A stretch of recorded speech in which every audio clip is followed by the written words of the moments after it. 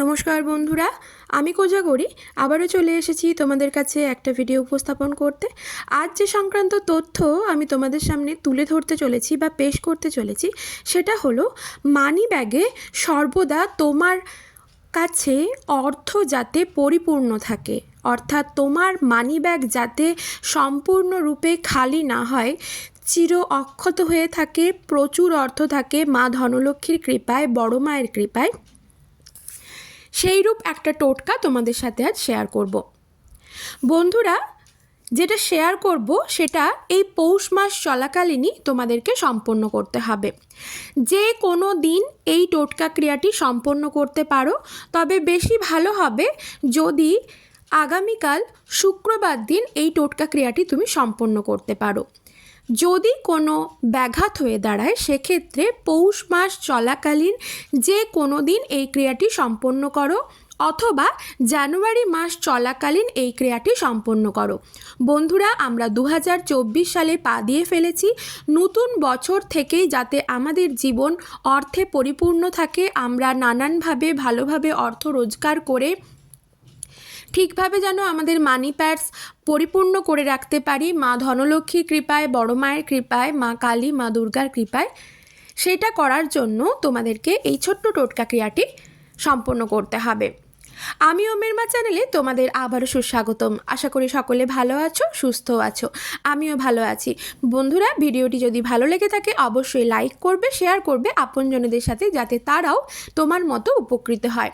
Comment করে লেখো জয় মা লক্ষ্মীর জয়, জয় বড় মায়ের জয়। যদি কমেন্টে আরও কিছু জানার থাকে লিখতে পারো, আমি যথাসাধ্য চেষ্টা করব তোমাদেরকে উত্তর দেওয়ার জন্য। বন্ধুরা, টোটকা উপাচার, যে কোনো টোটকা উপাচারই করো না কেন, মনের মধ্যে ভগবানের ওপর আস্থা, বিশ্বাস আর তোমার মনের মধ্যে পজিটিভিটিটাকে কাজ করাতে হবে, তারপরেই টোটকা ক্রিয়া সম্পন্ন করবে। বিশ্বাসে মিলায় বস্তু, তর্কে বহুদূর, এই কথা আমরা সকলেই জানি। তাই বিশ্বাস রেখে, ভগবানের ওপর আস্থা আর বিশ্বাস রেখে যদি টোটকা ক্রিয়া সম্পন্ন করতে পারো, হাতে নাতে ফল লাভ করবে। বন্ধুরা, মানি পার্স একটা আমাদের কাছে বিরাট বড় জিনিস, যেখানে সর্বদা অর্থ আসে, আবার যেখান থেকে সর্বদা অর্থ যায়। কারণ আমরা কোনো কিছু, আমরা চাকরি করি বা ব্যবসা করি, সেই টাকা যেমন আমরা মানি পার্সে রাখি, কোনো অন্য জায়গায় রাখি তো বটেই, কিন্তু সেখান থেকেও তো কিছু টাকা পার্সে রাখি, তারপর আবার ওই মানি পার্স থেকে আমাদের টাকা বের হয়। অনেক মানুষ আছেন যারা প্রচণ্ড পরিমাণে কষ্ট করে রোজগার করে চলেছেন দিনের পর দিন, কিন্তু টাকা সঞ্চিত রাখতে পারছেন না।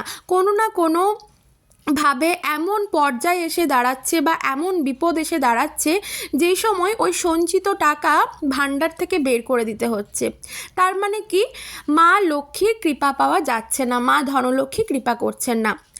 এই করার জন্য, অর্থাৎ এই টাকা যাতে সবসময় তোমার মানি পার্সে পরিপূর্ণ থাকে, সেই ক্রিয়াটি যাতে সর্বদা তোমার সাথে সুন্দরভাবে চলে, সেটা ধরে রাখার জন্য এই যে আমি ছোট্ট টোটকা ক্রিয়াটি বলবো, এটি তোমাদেরকে সম্পন্ন করতে হবে।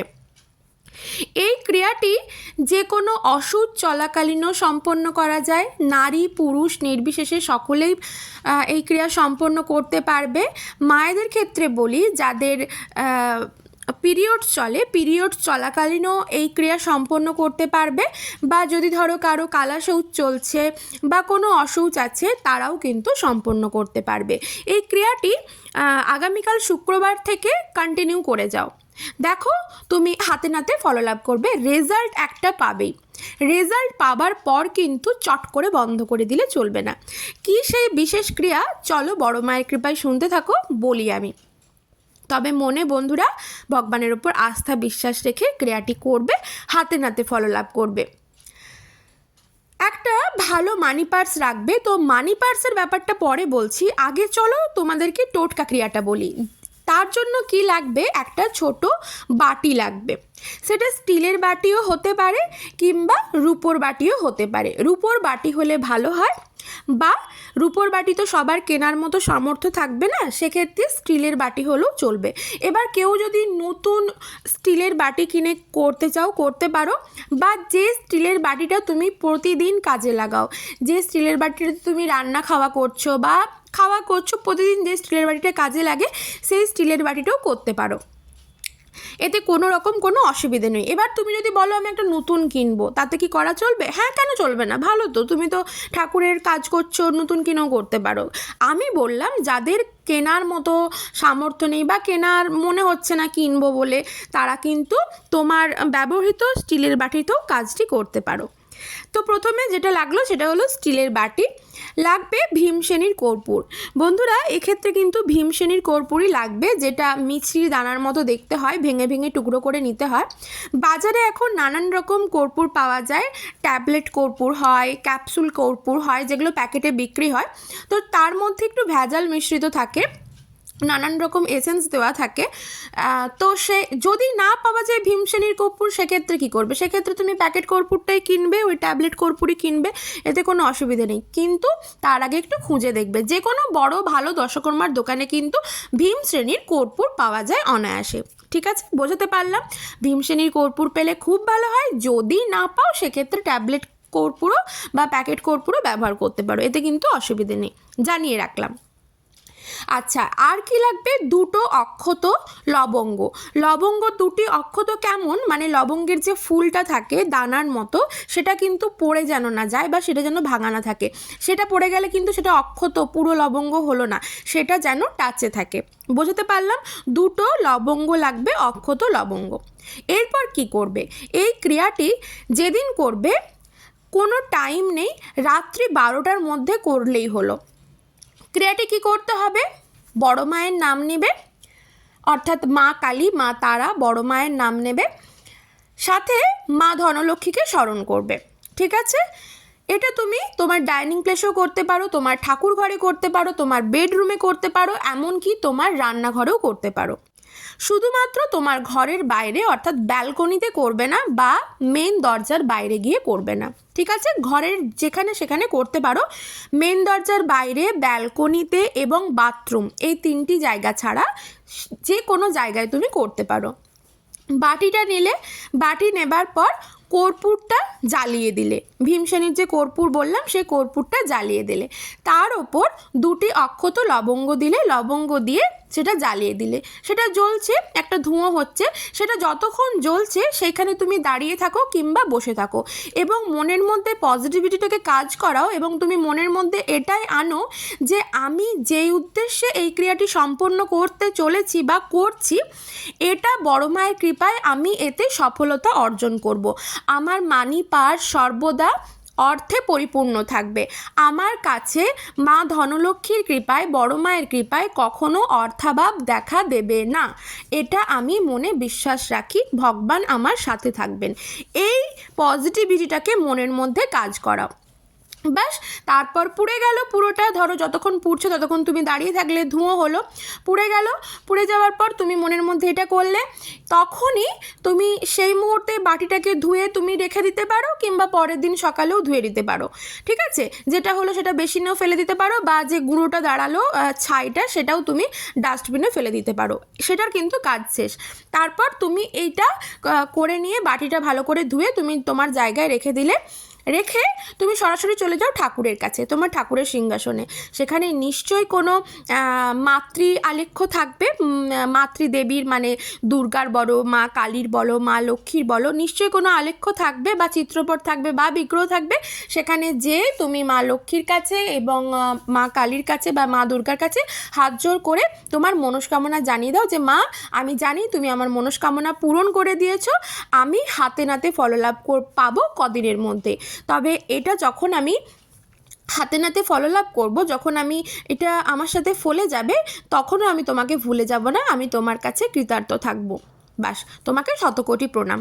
এটা তুমি মনে মনে বলো, মনে মনে বলে বাস চলে যাও, শুতে চলে যাও, তুমি তোমার মতো ঘুমিয়ে পড়ো। ঠিক আছে? এই ক্রিয়াটি করে যাবে, ক্রিয়াটি কিন্তু বন্ধ করবে না। ক্রিয়াটি 7 থেকে 10 দিন করার পর তুমি হাতে নাতে ফললাভ করবে। ফললাভ করার সাথে সাথে কিন্তু বন্ধ করলে চলবে না বন্ধুরা। আমরা অনেকেই আছি ভগবানের কাছে হাত জোর করে বলি, মানত করি, আমাকে এটা দাও, আমাকে ওটা দাও, আমার যেন এটা হয়ে যায়, ওটা হয়ে যায়, তারপর আমরা কিন্তু ভুলে যাই সেই জিনিস পেয়ে গেলে। এটা কিন্তু কখনোই করবে না। বোঝাতে পারলাম? মানুষ বড়ই স্বার্থপর, এটাই হলো দৃঢ় সত্য কথা। মানুষ যখন কোনো জিনিস পেয়ে যায় না, যখন আদায় করার থাকে তখন তার হাতে পায়ে পড়ে যাবে, যখন জিনিসটা পেয়ে যায় তাকে কিন্তু ভুলে যায়। সেটা অন্য মানুষের ক্ষেত্রেই বলো, ভগবানের ক্ষেত্রে বলো, মানুষ জাত সত্যিকারের বেইমান জাত। তো যাই হোক বন্ধুরা, এত ডিটেলসে আর গেলাম না। তুমি কিন্তু ভুলে যেও না, ভগবানের কাছে কৃতার্থ থেকো, ক্রিয়াটি কিন্তু করে যেও কন্টিনিউ, টানা 2 মাস করে দেখবে হাতে নাতে ফললাভ করবে। আচ্ছা, এই দিকটা তো আমি বোঝাতে পারলাম। এরপর বলি মানি পার্স, যেটা শুভ জিনিস, যেখানে আমরা অর্থ রাখি। মানি পার্সে কিন্তু কখনোই পুরনো বিল গচ্ছিত করে রাখবে না, পুরনো বিল গচ্ছিত করে রাখবে না, সেটা ফেলে দেবে 1 নম্বর। 2 নম্বর হলো নোংরা টাকা, যে টাকাগুলো নোংরা হয়ে যায় না, সেই টাকাগুলো চেষ্টা করবে আগে খরচ করে দেওয়ার। টাকা মুড়ে কখনো মানি পার্সে রাখবে না, সর্বদা সোজা করে রাখবে। এতে কিন্তু মা লক্ষ্মী রুষ্ট হন যদি মুড়ে রাখো, এতে কিন্তু মা লক্ষ্মীর কষ্ট হয়, কারণ অর্থ তো মা লক্ষ্মী, তাই না? মা লক্ষ্মীকে মুড়ে রাখলে, চিপে রাখলে কষ্ট হবে না? তুমি যদি তোমার হাতটাকে, আঙুলটাকে মুড়ে রেখে দাও কন্টিনিউ, তোমার তো ব্যথা পাবে। একই ভাব, সেটাই এক্স্যাক্টলি একই জিনিস। তো এটা মনের মধ্যে আনলেই বুঝতে পারবে তুমি। ঠিক আছে, 2টো গেল। 3 নম্বর হলো তোমার মানি পার্স সর্বদা দেখবে যেন ছেঁড়া ফাটা না থাকে। ঠিক আছে, ছেঁড়া ফাটা মানি পার্স কিন্তু কখনো ব্যবহার করবে না, এতে কিন্তু নেগেটিভ এনার্জির প্রবেশ ঘটে। বোঝাতে পারলাম? আচ্ছা, মানি পার্স সর্বদা যে কালারের ব্যবহার করবে সেটা হলো হয় ব্রাউন, হয় লাল, নয়তো ব্ল্যাক। এই 3 কালারের মানি পার্স ব্যবহার করবে। ঠিক আছে, আদারওয়াইজ অন্য কোনো মানি পার্স কালারের, মানে অন্য কোনো কালারের ব্যবহার করতে যেও না। এখন অনেক রকম বেরিয়েছে, তো সেই কারণে বললাম সব থেকে ভালো হবে যদি ব্রাউন কালারের মানি ব্যাগ বা রেড কালারের মানি পার্স ব্যবহার করতে পারো, কারণ এটাতে মানিকে অ্যাট্রাক্ট করে। ঠিক আছে, বোঝাতে পারলাম? আর মানি ব্যাগে সর্বদা মা লক্ষ্মীর চরণে অর্পণ করা একটা কড়ি, একটা নাভি শঙ্খ আর 1 টাকার কয়েন একসাথে মা লক্ষ্মীর পায়ের কাছে অর্পণ করে রাখবে বৃহস্পতিবার।